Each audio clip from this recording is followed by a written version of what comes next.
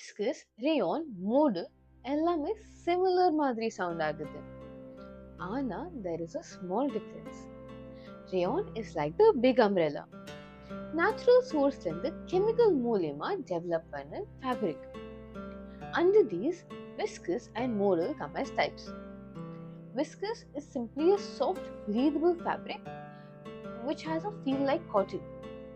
Modal அதை விட smoother and stretch கூட better. அதனால இன்னர் வேர் அண்ட் நைட் வேர்ல யூஸ் பண்ணுவாங்க.